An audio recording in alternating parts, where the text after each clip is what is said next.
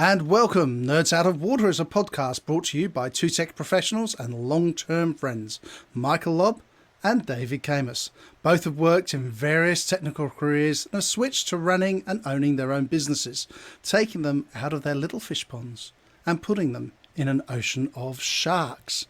Michael runs TeamScale, whose mission is to reduce risk in software development projects, allowing those visionary founders and talented developers to deliver amazing software on time and on budget. And let me introduce David.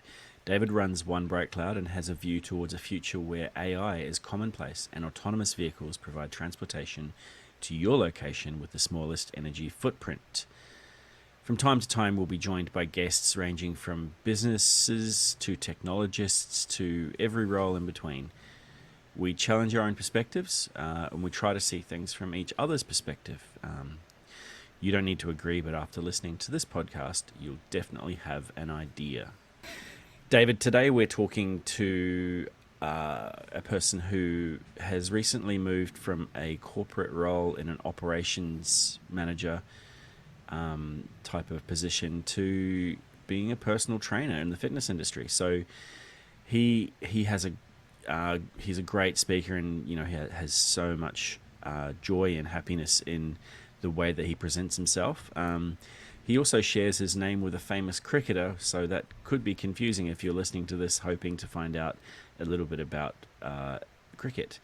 I'd like to introduce Shane Warne.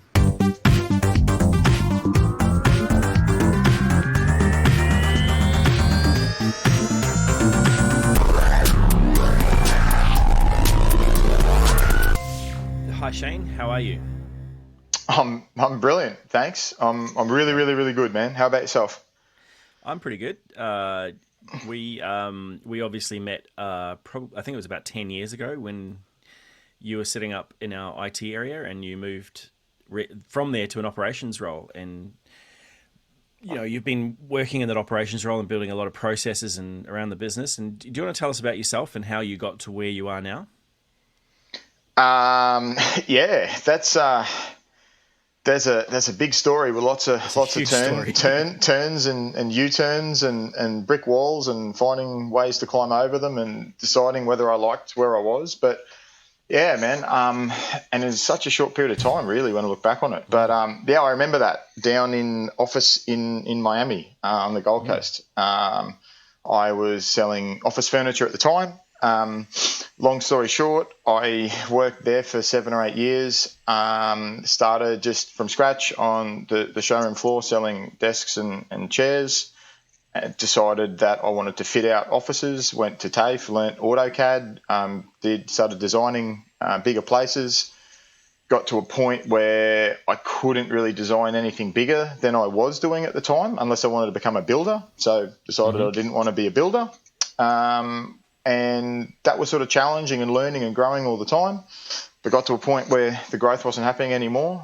So then I decided that I wanted to leave, had no idea what I wanted to do. But through the dealings with the company that you were at the time, I realized that was a company that I really wanted to work for. Though the reason the company was started in the first place, really caring about people and members and whatnot, the great staff, the great management, the people that were there. It was just an environment I wanted to be involved in. So knocked on that door for about a year and ended up starting in the call center there. Was employed to do business development, but I've never actually done business development nor worked in the industry before. So started in the call center to learn that, did that for 3 or 4 months, went into business development, started taking over a portion of the marketing for the business, then started taking over more of the marketing for the business, started taking over the business-to-business marketing, and then the member-facing marketing, started managing the call center.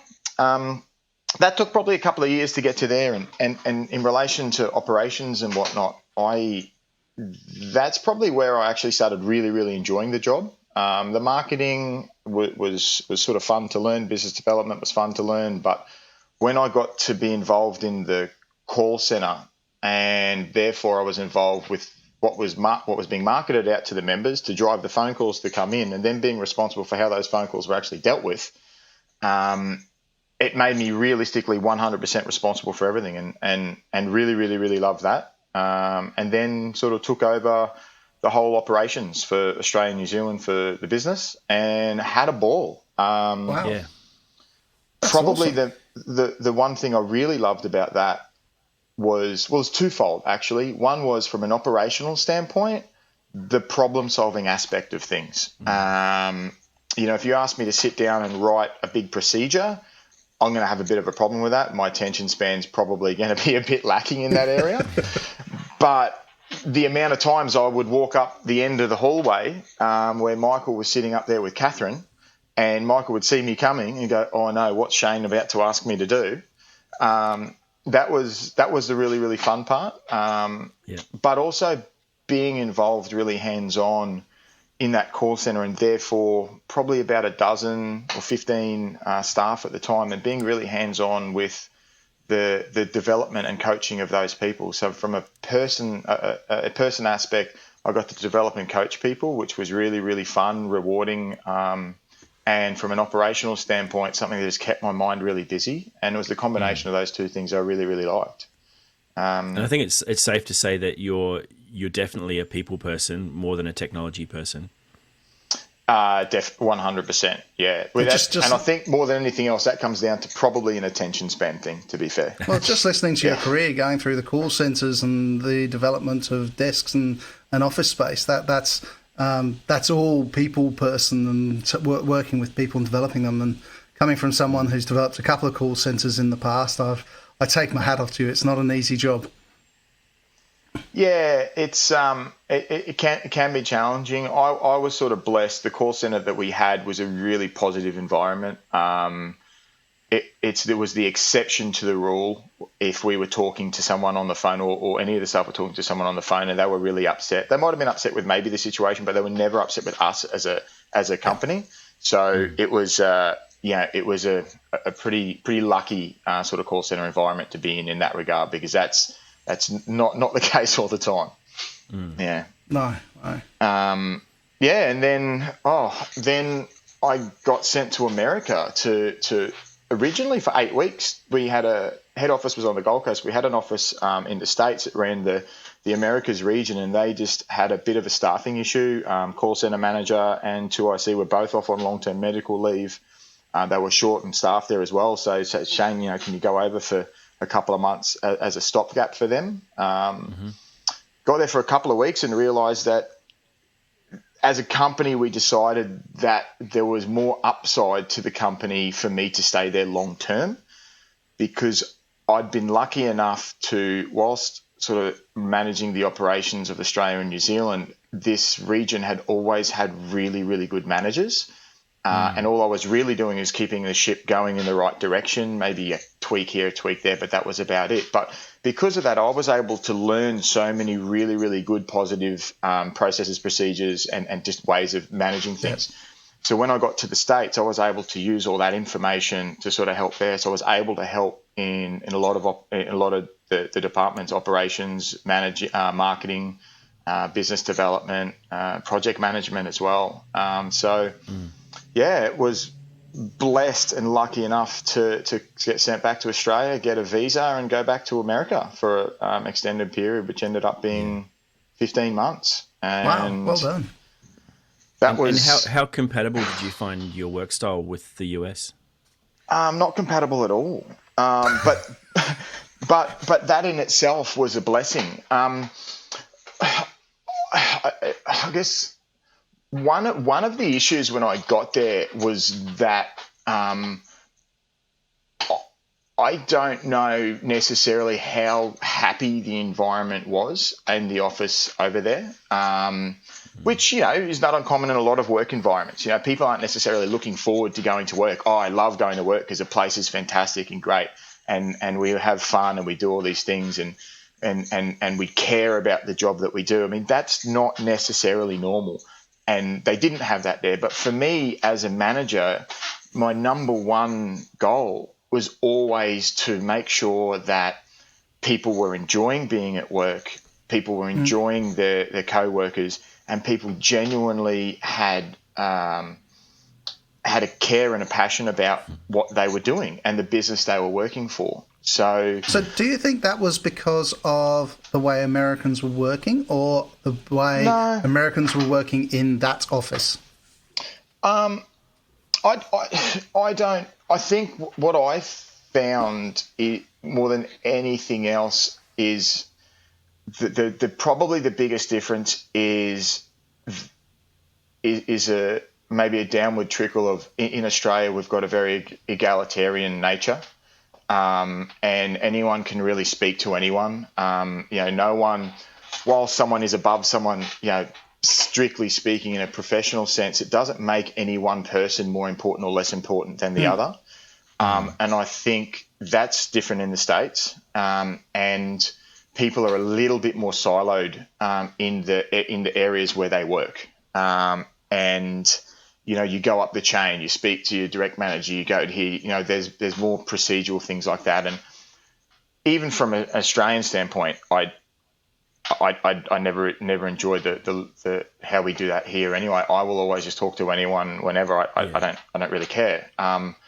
And I think because of that, I just came in and just literally started talking to everyone and was giving advice and doing this.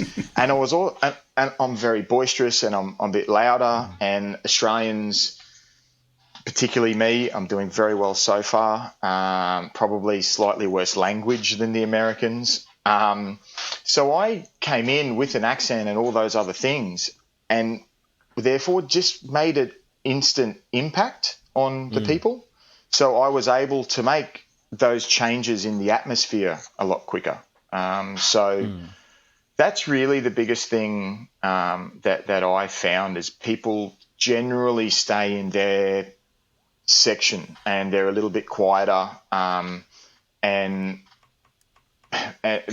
we are in Australia. We'll speak our minds. So probably a little maybe bit putting more. it into different words, is knowledge power over there? Do they take that knowledge as power, or is it procedural that you have to follow a procedure? I don't think it's necessarily knowledge is power. I almost think it's just inbred into them through standard society. Okay. It's you have a higher necessarily. You respect someone on a personal level based on their professional accomplishments. Whereas and therefore that respect is changes the way people treat each other, I think. Now, I was only at one company, so I mean, who knows if that's across the board. In that company, you managed to inject yourself into all sorts of projects, including some of the really high tech projects where we're putting new switches and VPNs in place. So Oh man, that was fun. Yeah, relocating an office from one side of the country to the other. And I mean, I hadn't even had a home phone line for about 15 years. So and I think that's also part of my personality is I just want to be learning and growing all the time. So and if I can help in any regard, in any place, I'm going to offer that help. But that also comes down from a professional perspective to being confident to go and talk to people that aren't in my my department, my division, my level, or whatever. And then you took that passion for people and changed careers completely again. I did. Look, one of the things that happened when I came back from the States is, I took loads of change. The change of the office, there was so many projects happen, turning around the whole business, building up a whole new call center, doing all these things. And that was literally, people talk about the flow state a lot, I guess. And I found myself in that. I look back after a year and it seemed like 2 days had gone. It was a constant mix of reward with the people, but the challenge mentally, not enough sleep, it turns out. But other than that, everything was great. And when I got back, obviously I'd been gone for 15 months, I think. And obviously the structure had to change here while I was gone. And I went back to doing business development and was just bored.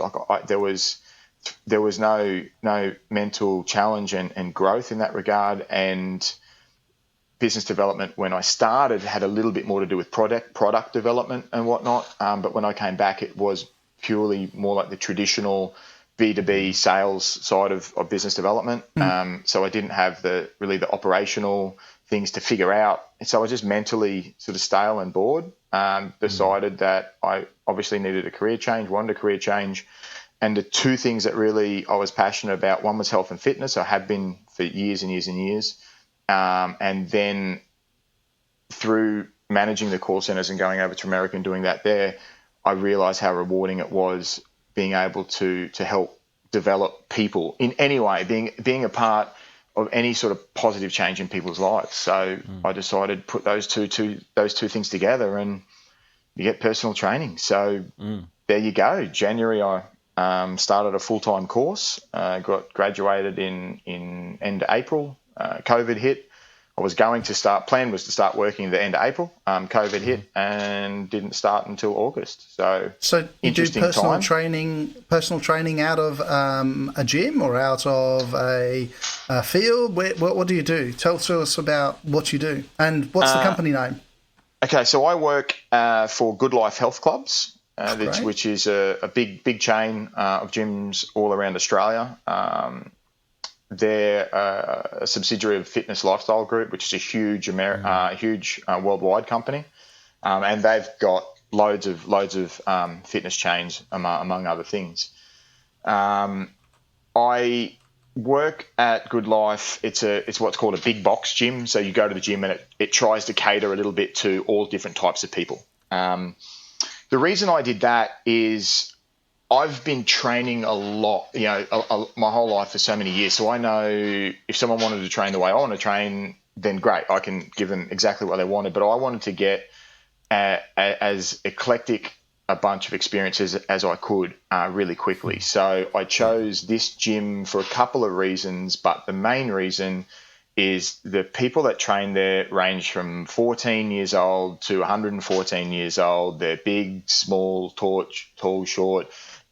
Just there for fun, to catch up with friends. They're serious athletes and everything in between. So my goal for the first 12 months of being a personal trainer was to literally work with as many different types of people as I can, to one, gain as much experience as I can, but two, the goal was to get to the end of that 12 months and really know what type of person I actually want to work with myself. Is it the 40 to 50-year-old guy who works 70 hours corporate but still wants to be fit and healthy, or is it someone that's a mother that's just had a baby and wants to get her strength back and feel more confident? Is it there's so many different types of people, and so that was the reason why I chose that gym. Plus it's 3 minutes from my house. So have you landed on a group of people that you like to work with? I've got a couple. I originally thought it would be 40 to 50-year-old guys that have been able to just enjoy life. They get to a point where they can't run and chase their kids around anymore, and they just want to get fitter, healthier. They maybe don't really know what to do with food. I mean, it's not that hard to figure that out, but if you're working in a corporate environment, there's only so much space you've got in your brain to actually make decisions. You don't want to clutter it up with things that maybe don't seem important to you when you're making big decisions all day long, Mm-hmm. So I thought that would be where I'd want to go. During the time after I got qualified and before I went to the gym, I was just training a couple of friends at my home. One of them was a 40-year-old guy, a good mate of mine I've known for years and years. But then when I started at the gym, I realized the most rewarding person so far was probably girls in their sort of 20s and 30s. I had a couple of clients. I fully expected the role to be rewarding. I really, really did. What blew me away, even after 2 or 3 weeks, was how often it was rewarding and how quickly it became rewarding. I had one client, Taylor, who'd literally been training for 2 weeks.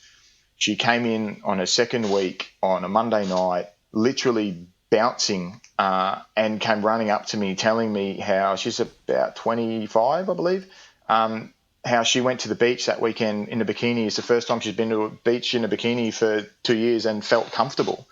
And the joy and that she was emanating was literally warmed my heart. So I kind of leaning there, 25 to 40-year-old women that just want to gain confidence in themselves. And in Taylor's respect, 2 weeks is not enough time to make really any change physically in your body. And it wasn't that, she went from she lost 10 kilos in 2 weeks. And I mean, it's just not possible. What changed for her was that she'd mentally and physically made some positive changes in her life. This is my assumption anyway. And that just gave her an inner confidence to feel good about herself, that she was taking positive steps. And I think guys probably have the same feeling. They probably get that same, change. But we keep our emotions a little bit more on the inside. So I don't get to see that, So the more rewarding one was the one that really shows me that change. So I'm only 6 months in, and I promised that I would make no actual decisions and have no predeterminations until the 12 months is up. But they're the sort of two areas where I'm looking at the moment. Obviously, the 40 to 50-year-old guys I can sort of relate a lot to, particularly being in corporate in the past and things like that. But the reward on the other side. So, watch this space, mate. Yeah, I did notice that, while you were talking about the 40 to 50-year-old men, there was two particular people on this podcast who suddenly breathed in and made themselves a lot thinner. Yes, they're the two people I was talking about, Michael, you and me.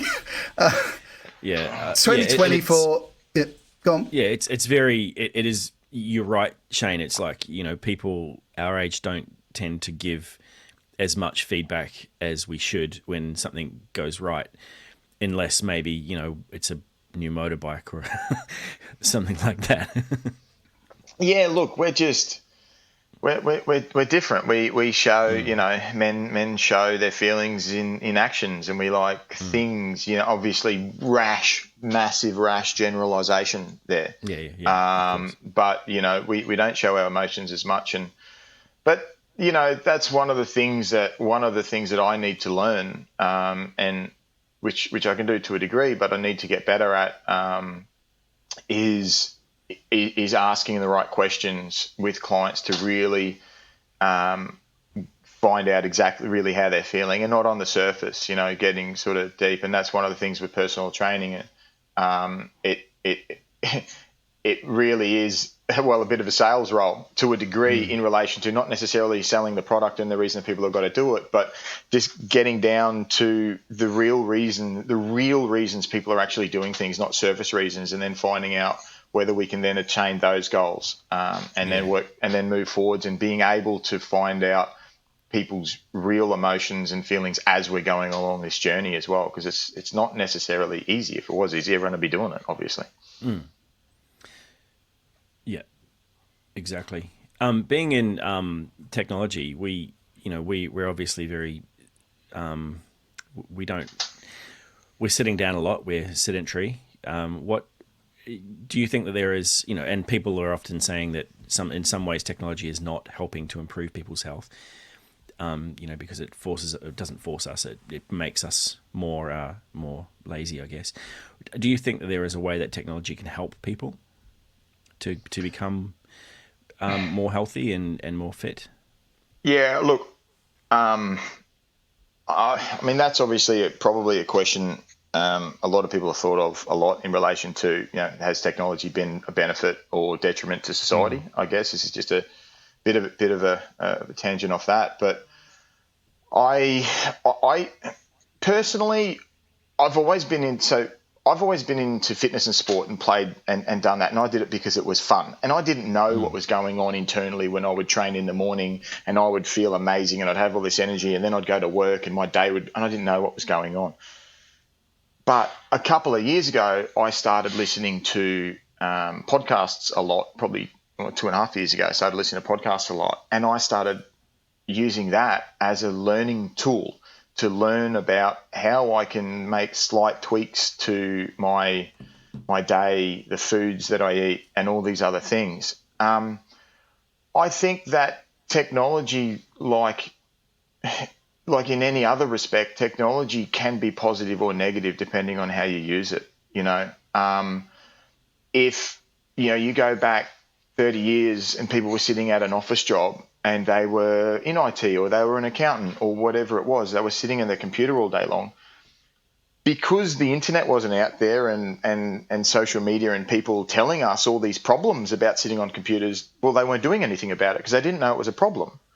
So I personally think that technology in relation to how it can get information out to people is more a benefit than anything else. But we have to be able to use it, in the correct manner. A little bit worried about kids in relation to technology because, nephews and whatnot. That I used to play sport, run around every day, every afternoon because there was nothing else to do. Now everyone's playing computer games, which I would have done the same thing if I was, 13, 14 growing up. So I think for kids it's a bit of a problem, and good luck to parents, which I'm not one. But I can only imagine the difficulty that would be. But I think as adults, I think technology is actually allowing us to generate knowledge and understand the importance of putting some health things or practices into our lives to actually make it better. So I personally think just from that,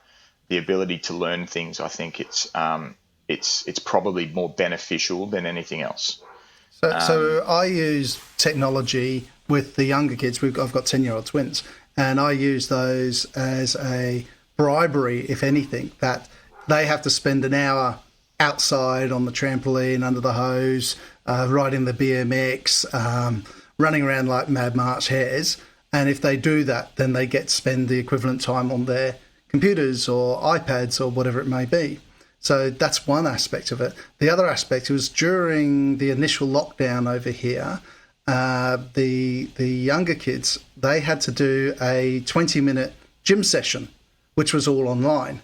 And to be able to get them to do it, I had to do it as well. Now, I think that was the first time that I've ever done all of those different wonderful exercises that the kids are doing for 20 minutes. And at the end of it, I was not only completely exhausted, but I was quite energized all at the same time. So, it worked for well. Can I ask you, that's one thing, that's one way that obviously technology has worked. Over the 2020, it's been a hard year for many people. Have you seen technology changing? How's it changed the way you work? Okay, well, it hasn't changed the way I work because I only started PTing in 2020. So I wasn't doing it before COVID. So obviously there hasn't been a change there. There was obviously over the time of COVID a lot of, Zoom work being done. So a lot of the gyms, the physical gyms were, paid $20 and got a Zoom account and were doing, group classes. But the same thing, like I was having, Zoom parties with my mates at the time as well. And the first time I did it, that was fun. The second time I did it was not so much fun anymore. I was still sitting by myself. So, it did change that. But I think the technology probably hasn't changed in there. I mean, you guys can obviously speak to this probably better than I can. It takes more than 6 or 8 months for technology to change. It's a really short turnaround time. The quick things that did happen were, Netflix investing a fair bit of cash into putting exercise programs on their TV, through Netflix. So you could then, to your point, sit down with your family and just turn Netflix on and follow this thing. The biggest problem people have with health and fitness isn't necessarily figuring out what to do. It's just having the desire and accountability to actually do it. So I think a lot of people look for technology to help a problem which is effectively a person problem, or not necessarily a problem, but being being healthy and it requires physical change in your life. physical change starts with a decision initially to start. But then when you get going, if you're, you've got Fitbits. Fitbits were great. Like, I got my mum a Fitbit years ago, 10 years ago for Mother's Day.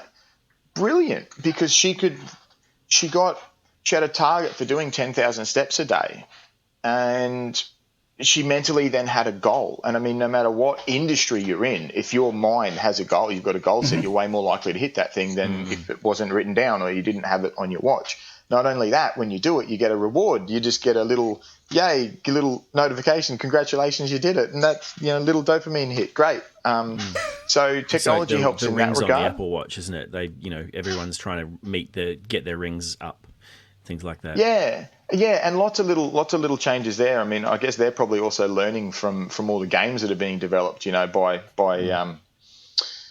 people that know how to hit those dopamine centers in our brain. So they've started doing that. That's cool. One of the things that probably did change a bit and I had time to do a fair bit of study into this, and I'm actually doing a course on it at the moment, which is online training. So that's effectively remote personal training. And there's a few cool apps that you can do that with. I use one called My PT Hub. So I effectively have online clients, and I, at the start of the process, I'll get on a call with them for probably an hour, figure out what their goals are, what they want to do, what type of exercise they like to do, what their lifestyle is like, how busy they are, figure out what kind of things they like to eat, what they don't eat, so I can then go away and tailor a package to them, which includes their training program, their food, and all that type of thing. And then they use this app, so every time it comes to them having they wake up Monday morning, their app things them and says, right, you've got a program. So they just go and follow this. It's got videos, so they know what exercise they're doing if they happen to be doing exercise that day at the gym. They can upload videos, so depending on the move or the exercise that they're doing, I might want to see what their technique is like, so they can video that, upload that technique. So I jump on a call with them once a week. Only takes sort of 15 minutes, jump on a phone call. How did the week go? I'll look at some videos if they've uploaded them. How'd your week go? What was good? What was bad? What was hard? What did you really like? What's coming up next week? And just help people, because one of the big things for people is just that accountability to keep going. Some days we wake up and we just don't want to do anything. You're just tired. So having that accountability, and that's still new to me, and I'm figuring out the best way to use that. But from a technology perspective, particularly in the world where we are at the moment, where we don't know whether we're going to be shut down tomorrow or not, it's given us the ability to really be that hands-on, in-person personal trainer remotely. And so that's actually been really beneficial for a lot of people, particularly for people that are really busy. Like, people want a personal trainer in person. Well, if they start work at 6 a.m. and they want to train in the morning, well, I've got to be there at 4. I like my sleep, so I'm not going to do that. And that's a problem for people. Sometimes people are, might do shift work or whatnot, so it doesn't work for them having to be somewhere in person all the time. So it allows people to be much more flexible, and that's kind of a cool thing too, because when you're in person personal training, and it's not this way all the time, but a lot of the time you focus so much on making sure people are doing the right thing, the technique, not hurting themselves, all this. You don't always have the time just to sit down for 10 or 15 minutes and say, right, how did your week go? Like, what happened on Wednesday? I can see you went and had the hamburger or this, that, ever, that for some reason didn't fit what you were supposed to eat that day. What happened? And usually it's I don't know, something happened in the morning at work that stressed them out a bit. So when they went to order their lunch, they were just too stressed and just went, "Oh, stuff it. I'm just gonna get that." And we can talk through that, figure out the reason why. They now know the reason why, and then they make better decisions the next week. So it offers something different as well, doing that remote training in that way. So that's been really cool. I've been on that remote training with my PT as well. So I've been doing that for a few months now, and my PT Hub is great. It's like you said, we have a call every week, and it's just a 15-minute call to sort of go through things and figure out what's going to happen next week and what's how things went this week, and it's good. It really keeps you accountable. It's kind of like an external person keeping you accountable, but it's the same as any work stuff that I do. It's just a meeting that we have to see where are we at on this project type of thing, and the project is me. Yeah, it's a wonderful project. So productivity as a whole in most companies has increased with people working from home, but the downside of that is people are working from home and they're often working longer hours because they want to get this done. They want to get X, Y, and Z done, whether it be in the IT industry, in the development industry. People are really working longer hours. How do you manage, and you've just mentioned you like your sleep, and I do too. How do you manage your work-life balance at the moment? Yeah, well, first of all, the reason I like my sleep is because I learnt how important sleep is, and this is only going back a year ago, and that was through listening to podcasts. One of my favourite people to listen to is Dr. Rhonda Patrick. She has a podcast and Instagram called Found My Fitness, and she's amazing. I first heard her on Joe Rogan. I've subsequently gone back and listened to every single one of her episodes, and a lot of the things I learned from her has changed my life and changed the way I do things.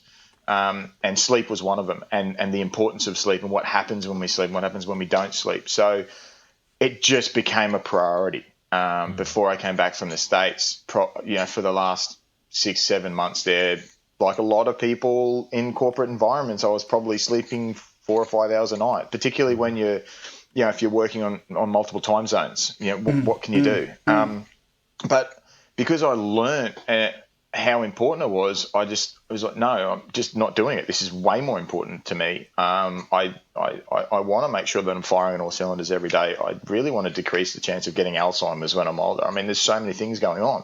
Mm-hmm. So, but I also made a change last week. One of the things, or possibly the thing that really hooked me on the gym was when I changed what I was doing, which was years ago, which I used to train after work, and I started training before work. So I'd go to the gym and train my backside off, and I'd feel amazing, and I'd get the endorphin rush, and I'd be super energized, and I'd run into the office at 8:30 in the morning while everyone else was rubbing their eyes, trying to wake up, getting in line for a coffee because the coffee was all that was standing between them and falling back asleep. Mm-hmm. And I was just, this Energizer bunny because of that process that I'd put in place. But then when I started becoming a personal trainer, obviously that's the busiest time of our day. So I was literally lost the thing that got me hooked on training in the first place by becoming a personal trainer. And I thought, this just doesn't make any sense. And I needed to change it. And I literally decided Tuesday last week that I don't care. My mental health is more important, and making sure that I get the most out of every single day is more important to me than having a few extra clients. Any clients that I have in the morning, I'm still keeping. I'm more than happy to keep them. I love them all, but I'm not taking on any new clients. I've decided I'm not taking on any more clients before 8:30. So I just get to the gym and I train and I do my training. And I decided that I said this last Tuesday to the fitness director. I said, look, my goal now is I'm going to have a full load of clients from 8:30 until 2 o'clock. I'm going to take a break. I'm going to go home. I'm going to do some study for an hour. Still doing a course on online training, which is more operationally than anything else. And then come back for a couple of hours and work till about 6 o'clock. And a couple of people was like, oh, cool. So all you need to do is get clients when people don't come to the gym. I said, yep. 100%. But that was my goal. So every morning I get up and I do my gratitude journal and I've written down 8:30 till 2 p.m. every day. And 6 working days later, I'm a few sessions short of filling it up all week. And that was it. So I guess in summary, that's obviously my example, but in summary, how do you have a work-life balance? You have to understand why you want to change it, what's important, make it a priority, and really ask yourself why. Like, why is it? What do you want to do, and why do you want to do it? And unless you really know the answer to that question of why, you're never going to be able to make it part of your lifestyle, because you're just not going to make it a priority enough. And that's part of, I guess, what a good personal trainer will do as well, is particularly through that first that initial session, which generally you have. You might have a complimentary 30, 45 minute session with someone to find out what they want, what their goals are, whether it's actually a good fit for them working with me or and vice versa. But, finding out what people really want, and would making those physical changes impact them, and how do you fit into their life? Because it's not a one size fits all. Some people, work on different body clocks. Some people want to train in the morning. Some people want to train at night. Some people hate the gym. Some people want to be out in the sun. Some people love lifting weights. Other people think it's silly, whatever. But it's literally, you need to have a conversation with someone, or even yourself, and find out what you want, what's important to you, and why is it important. And if you're having a conversation with yourself, that means you write it down, because as Jordan Peterson says, if you want to understand your thoughts, write them down. Yep. Yeah, I noticed you've been doing a lot of journaling lately, and it's something that you've probably changed. I don't know if that's a change that you made recently, or it obviously helps memory when you write things down, but it also helps you commit things to words, which makes it a lot easier to make sense of them. Whereas when they're just thoughts, that's kind of scrambled and like a disk drive that hasn't been cleaned up. Oh yeah, I started in April last year. Once again through podcasts, I heard that journaling and doing gratitude journals every day was really important, and a bunch of people said it, so I thought, well, it must be true. So yeah, obviously COVID gave a lot of people a lot of time, so I used that time to do it. I actually tried to do it pre-COVID, probably December, January time last year, and did it, probably started twice and did it 2 days and then never kept it up. So I decided in April, when I decided to do it, I just put a post on social media. Every time I did one, I put a post on social media, and to hold myself accountable. And did it. And then the second time I did it, oh man, I felt so strange, because I kept saying to myself as I was doing this, who am I to put my thoughts on social media? Like, who cares what I'm thinking and what I'm grateful for? And anyway, I forced myself to do it, and it's, the process itself has been amazing. The biggest thing for me, and everyone's going to get different things out of it, but the biggest thing for me is my mind is always running, at 100%, like a lot of people's are. I'd imagine, a lot of people, particularly in IT, this is the way their brains work. They're just buzzing over time. And I would get on my bike. I only live a 5-minute ride, push bike to the beach. So I'd ride down to the beach, sit down, have a coffee, and listen to some sort of chill out music, put my headphones in, and just write down 3 things that I was grateful for. It doesn't take that long for me anymore, but at the time it took like at least half an hour just to write 3 things I was grateful for, because my brain just didn't slow down, and it just made me more present and gave me a bit of calmness while I was doing it, And that, to me, was the biggest thing that I got out of it. It was really amazing. Other people do it and get different things. I've had probably 8 or 9 people I know have told me or messaged me telling me that they've started doing the gratitude journaling because of seeing mine. That's nice. Oh man, honest, I nearly tear up every time someone tells me. It's such an amazing feeling to know that you've had some sort of impact like that in people's lives, and they're only telling you because they enjoy it. Everyone gets something different out of it. But that for me was that calmness for 20 minutes or half an hour.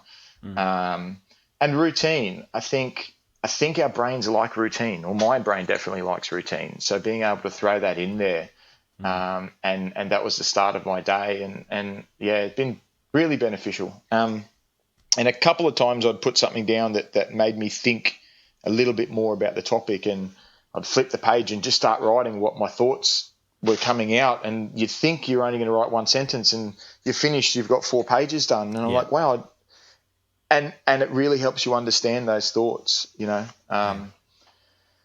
So yeah, that's been such a blessing for me being able to do that and sort of be a little bit more in touch with my thoughts and a little bit more present. Good. Amazing. We've got 3 questions that we're asking everyone we talk to, and I think you and have some interesting answers to this because you're not coming to it from a technology perspective, you're coming to it from a people perspective. Would you do anything differently in your life if you had the chance? I've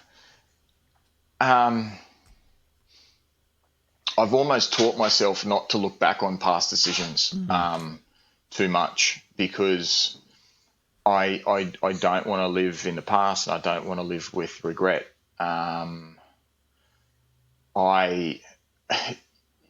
I've made mistakes and done things in the past that maybe I shouldn't have done, but I almost feel like everything that's happened up until now has made me the person that I am, and I'm happy with the person that I am. And I have faults and positives like everybody does, but all those things make me me. And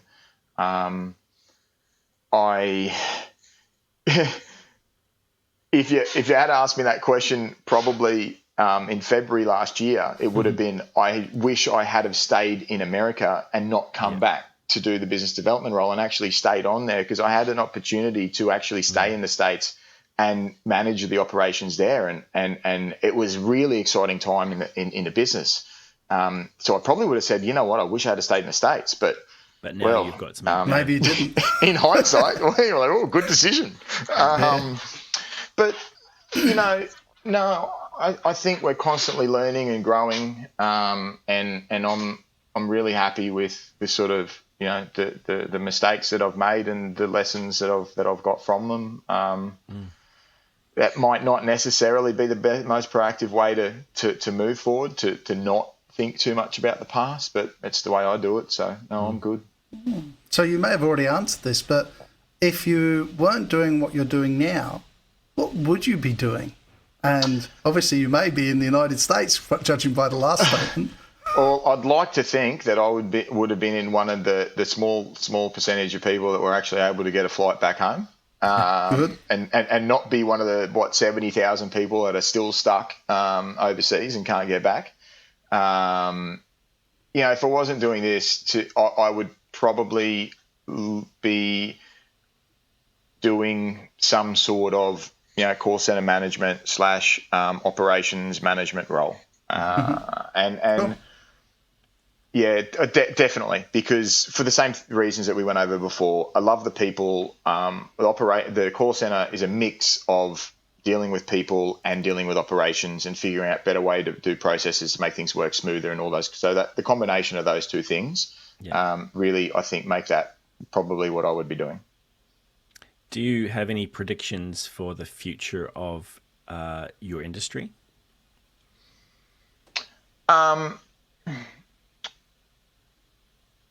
What I would like to see, and I don't think it's that far off, because we've got wearables that obviously, you know, your Fitbits and whatnot, and that track how many calories and whatnot that you burn over the course of a day. They're super inaccurate, like really, really inaccurate. And then you've got the MyFitnessPals for everyone to track all their food and their consumptions and all this type of stuff. They're really inaccurate as well. Not only are they super inaccurate, people just are not very good at tracking. I think there was a study done a couple of years back, and it's like people that actually track their food and think they track their food all the time usually underreport 18% of what they consume. So Interesting. Yeah, that was interesting. So imagine what a normal person's doing, and you ask them as a personal trainer, you ask them, so how much do you think you eat? Well, they're probably 50% off. You know, I mean, it's a mile off. What I think will come, because I don't think the technology's that far off, is having your phone and your watch connected to it so that you actually have an accurate depiction of what your body's actually doing, what it's consuming, what it's burning, and then having the ability just to take a photo of what you're eating and that tells you exactly what's in there. It'll give you vitamins, it'll give you, calories, and everything, and it just will give you, through almost no effort whatsoever, an exact picture of where you're going wrong, where you're going right, what you can change and adapt. It still becomes a person thing to make those choices, but it makes things so much easier when people have got a reason to do things, and you can make those things as simple as possible. I think, Bixby camera on Samsung, you take a photo of a Coke can, it tells you it's a Coke can. That's science. It can't be that difficult. Surely someone out there can figure that out, Michael. Even the MyFitnessPal, you can scan a barcode and it'll tell you all of those things. Yeah, exactly. So I don't think that the technology is really that difficult for it. And on top of that, there's actually another thing. I think it's called the PAV lock. I heard about this one a little while ago, and you wear it around your wrist, and it gives you a tiny little electric shock when you do something bad, right? So can be used in multiple ways the wrong way, I am sure. I'm sure. However, used correctly. Yeah. But a big problem that people have, particularly just with health, right? A lot of people like, I really want to be able to say no to eating that ice cream at 10:30 at night. And they really do. But they've just created this habit that's been going for so long that it's super, super hard to break.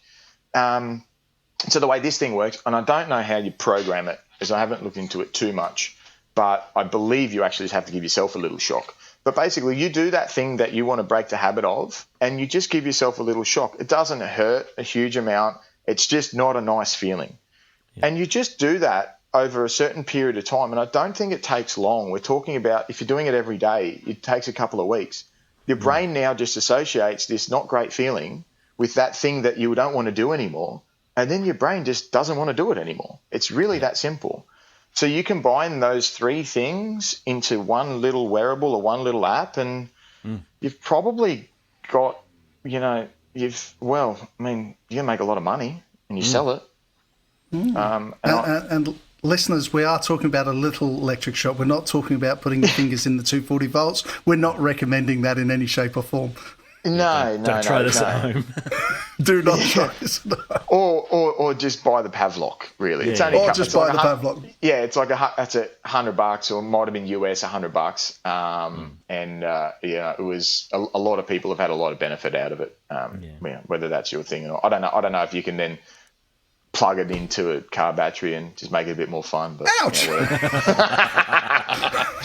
I'm not sure I'm liking this at all. Not recommended whatsoever. But realistically, I think that's where we're going. I think people getting an accurate depiction of what they're actually consuming, what their body needs as well. So the consumption thing obviously comes down to losing weight. But if you want to be really healthy, knowing that you're actually also consuming the right amount of foods for energy. Are you getting the right fats? Are you getting the right amount of proteins? Are your muscles inside? Are you actually healthy?